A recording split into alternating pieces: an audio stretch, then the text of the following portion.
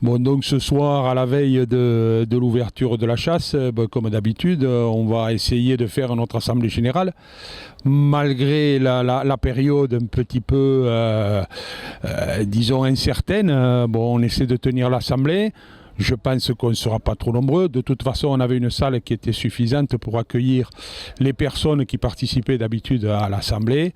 Une assemblée qui finalement va se résumer à peu de choses, compte tenu du fait que depuis 6 mois, la chasse elle est complètement à l'arrêt.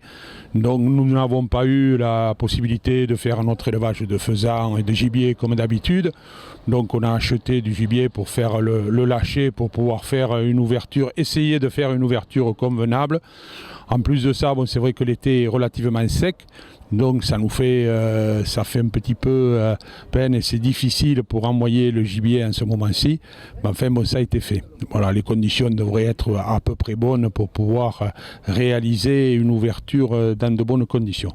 Voilà. Au niveau de l'Assemblée générale, rien de spécial, si ce n'est qu'au niveau de la société, les rentrées pour l'année vont être très très faibles puisque nous n'avons pas pu organiser les repas. Bon, ça aux grandes dames aussi de certains qui aimaient les plats qu'on leur cuisinait. Mais enfin, cette année, nous n'avons pas pu le faire. Enfin, la saison dernière, on n'a pas pu le faire. On essaiera, j'espère que cette année, on pourra le faire. Et si on ne peut pas le faire, on va essayer de trouver une façon différente pour pouvoir cuisiner un petit peu de gibier et le distribuer aux agénosiens qui en veulent. Voilà.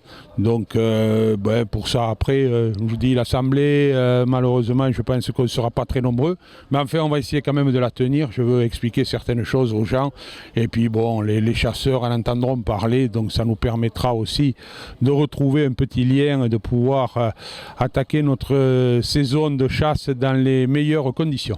Voilà. Effectivement, il y a un surcroît d'animaux, mais cette année, effectivement, ils sont restés dans les bois parce qu'il y avait une grosse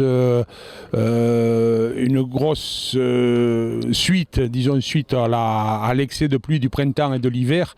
Il y a eu beaucoup de moisissures qui se sont développées et au niveau des bois, il y a beaucoup de bestioles et tout ça. Donc la nourriture première du sanglier, c'est ça, hein, c'est tout ce qui est en sous-bois. Donc finalement, c'est vrai que sur le secteur, les dégâts de sanglier sur les semis de maïs ont certainement été moins importants que l'an dernier. Après, la présence de la bête, elle y est, puisqu'on les rencontre en permanence partout. Malheureusement, il y a des gens aussi qui les croisent sur les routes et ça fait de la casse au niveau des voitures. Mais enfin, il y a eu quand même des battues qui ont été organisées. Au sein d'Agenmo, non, parce que nous ne sommes pas dans un secteur où les bestioles dorment. Elles passent, mais elles ne restent pas, elles ne vivent pas là. Et dans les ACCA voisines, il y a eu quelques battus et il s'est pris effectivement du sanglier. Après aujourd'hui, dans les parcelles de maïs, c'est très très difficile de sortir du sanglier. Voilà, donc il faut les surprendre dans des petits sous-bois et des trucs comme ça. Mais autrement, dans les champs de maïs, c'est quasiment impossible. Les récoltes de maïs cette année vont être assez précoces, donc on peut augurer peut-être d'avoir une période de chasse au sanglier un peu plus longue et où on aura une efficacité qui sera certainement meilleure. Voilà. J'ai quand même